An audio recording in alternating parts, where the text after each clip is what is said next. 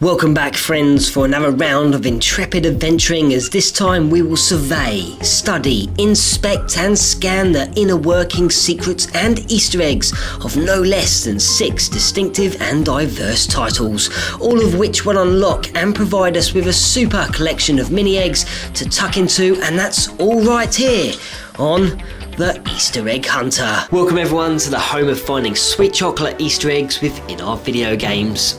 Well, okay, perhaps not chocolate ones, but it's as good as having and finding the real thing, but just on a different level, as this is the Easter Egg Hunter.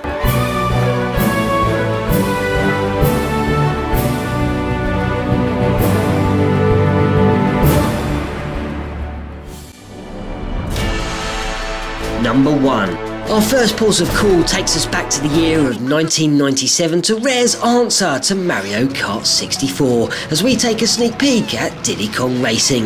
This marvellous title brought an enthralling adventure, jam-packed full of variety, as we took control of either a hovercraft, plane or car, occupied by a selection of great characters including Conker, Crunch, Banjo and Diddy Kong, in need of your help to save the day and take down the intergalactic Whiz-Pig. Once you reach and unlock the future Funland area, a track named Star City will become available.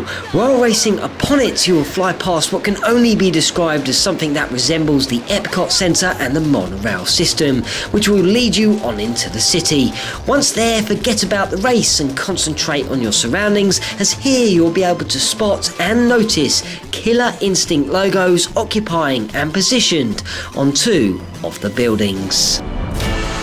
Number 2. Next, we ditch the fuel-injected vehicles and head to the greens for some relaxing swinging action in Mario Golf Toadstool Tour, a game which undoubtedly kept you busy for hours into the night, for days, weeks and even years, as you toured the fabulously colourful and extravagant themed courses, all of which are based and referred to the Mario franchise in one way or another. However, there is one other reference which shouts out to another popular Nintendo franchise, and firstly you'll have to unlock Peach's Invitational Tournament by winning the Paloopa Cup. Throughout the course you will on the odd occasion encounter intensely bright and yellow flower patches, and yes, this would not be the best place to strike your ball into, but it will be worth your while, as by doing so Pikmin will fly out and screaming as your ball lands in amongst the clusters of flowers.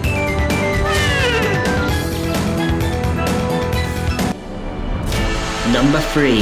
There are also various symbols made up from coins in amongst the coin attack mode that include stars, exclamation mark boxes, love hearts, a GameCube and many more. But the best one has to be the reference to the Legend of Zelda, as a Triforce symbol made up by 3 individual coin triangles is located on hole 17 while playing in the Lakitu Valley course.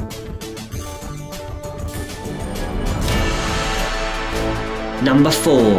The 4th mini egg lays on the first and original silvery covered dual screen handheld games console by Nintendo, known more commonly as the DS.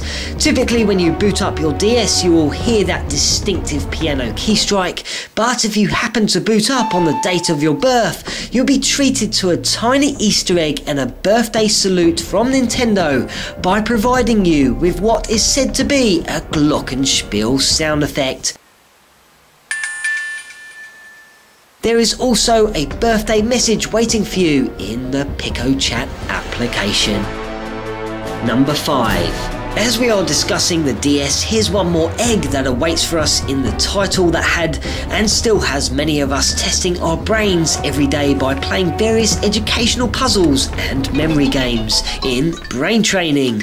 While in the training mode you can select from various brain tests including calculations, low to high and reading out aloud and so on. Once you've completed a task you will be measured by how many questions you answered or by how fast you were each each time, and there will be different animations indicating your speed. If you are quick, a train will move backwards and forwards across the screen, and if you touch the train by using your stylus, the train will use its horn. But next time, why not try to gather the slowest time, which will bring out a man walking extremely slowly. Once again, tap the man with your stylus and he will whistle the Mario theme tune.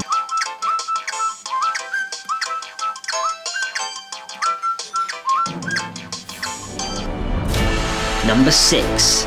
Back in 1987, Epix released California games onto just about every video game platform at the time, bringing with it a collection of radical sports including surfing, BMX bike racing, footbag and more. This title may not look much today, but I remember spending many an hour with friends challenging each other to become the very best. And tucked away are actually some really decent Easter eggs. The first of which can be seen on the flying disc event, where the thrower must send the disc or frisbee, if you like, hurtling towards the catcher, who must catch it before it lands on the ground. But instead of even throwing the disc, just let the thrower rest, don't touch any buttons at all, and a UFO will appear and abduct the catcher. Number 7. The second Easter egg occurs in my favourite event, surfing, where you must 1. Stay on your board, 2. Keep as close to the wave as possible, and 3. Try to jump and land to score as many points as you possibly can. Instead of doing this though, make your player fall off the board, and on very rare occasions a shark will appear, which in turn will cause the notorious and scary theme tune to play from Jaws.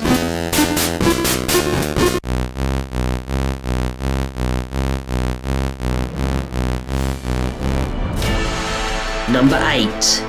The final egg in California games I want to look in on is actually more of a mystery as to whether it works or not, but according to a reference page, an earthquake occurs during the half-pipe event, causing the letter H to fall over in the Hollywood sign, thus making the sign read Ollywood, which in a way would be a fantastic reference to the trick of an ollie. Yes, it would be spelt differently, but it would still make sense. However, so far I have failed to replicate this, and only one of the letter L's has fallen over, but I would still love to know if the Ollywood Easter egg is real or not. Number 9. In the very first episode of the Easter Egg Hunter covering GoldenEye 007, we gazed upon an egg that featured Donkey Kong in the mountains. Since then I've had many requests to point out Donkey Kong, as he wasn't exactly very easy or obvious to spot, so this time I have made it easier to see.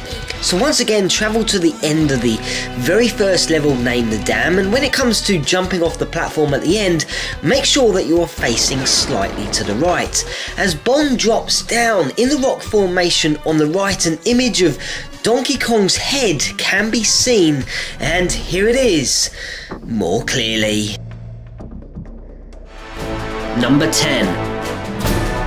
To conclude, here is the best of today's batch, and which lurks on Capcom's 2007 puzzle adventure Zack and Wiki Quest for Barbarous Treasure, where you set out on a journey in search of treasure which is found and located on every level throughout the game. It sounds very easy, but the puzzles that await you will require patience, practice and certainly a little trial and error. But it brings a really nice touch of that classic point and click action, which is very reminiscent and reminds you of the typical LucasArts 90s adventures. On 6 various levels you'll be able to uncover the Bone Lynch conductor, who hides within the ground.